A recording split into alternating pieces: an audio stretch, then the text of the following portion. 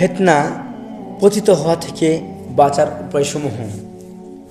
বেশি না, মাত্র 5টা পয়েন্ট আছে, মাত্র 5টা পয়েন্ট ইনশাআল্লাহ।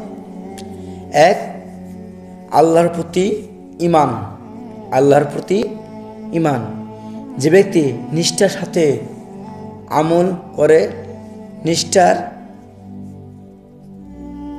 তার জন্য ফিতনা পতিত হওয়া থেকে বাঁচার একটি ওসিলা হয়ে থাকে। 2 নম্বর অপশন, তাকওয়া। ইয়া আইয়ুহাল্লাযীনা আমানুত্তাকুল্লাহ, আল্লাহ তাআলাকে ভয় করো। তাকওয়া ফিতনা পতিত হওয়া থেকে বাঁচার একটি অন্যতম মাধ্যম। কেননা যে ব্যক্তি আল্লাহকে ভয় করে, আল্লাহ তাকে সকল প্রকার অনিষ্ট ও ফিতনা থেকে রক্ষা করে। শুধু তাই নয়, যে ব্যক্তি আল্লাহকে ভয় করে, আল্লাহ তাকে সকল প্রকার অনিষ্ট ও ফিতনার থেকে রক্ষা করে। 3 গেল। এবার 4 নম্বর অপশন, ধৈর্য।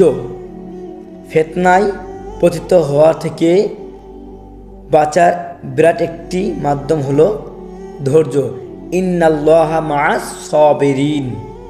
ধৈর্য এর অর্থ এটা নয় যে আপনি শুধুমাত্র এক গালে মায়ের থাপ্পড় খেলেন বা মার খেলেন, বা আপনার শরীরে একটা আঘাত লাগলো আপনি ছেড়ে দেবেন, এর মানে এটা নয় যে আপনি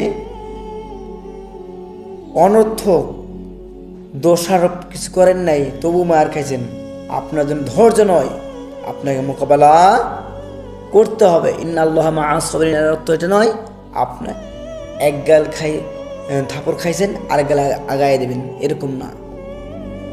অনর্থক কিছু করছে তাহলে আপনি তার সাথে মোকাবেলা করতে হবে। তাহলে ধৈর্য গেল। এর 5 নম্বর অপশন, সন্দেহে পতিত না হওয়া। যার মন সন্দেহে পতিত হয় না, সে তা প্রায় ফিতনায় পতিত হয় না। তাহলে 5টা অপশন গেল। এগুলো থেকে আমরা কি করব? প্রত্যেক মুসলমানের কর্তব্য হলো ফিতনা ফাসাদ থেকে বেঁচে থাকা এবং নেক আমল দ্বারা সুসজ্জিত হওয়া। আল্লাহ পাক আমাদেরকে সবাইকে এগুলো থেকে বাঁচার অন্যতম উপায় হলো ইউটিউব, ফেসবুক, শর্টকাট যেগুলো ভিডিও। এর মানে এটা নয় আপনারটাও তো হুজুর শর্টকাট ভিডিও না বাবা।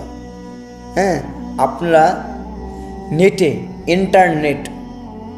ইন্টারনেটে এমন কোনো কিছু সার্চ দিলে পাওয়া যাবে না।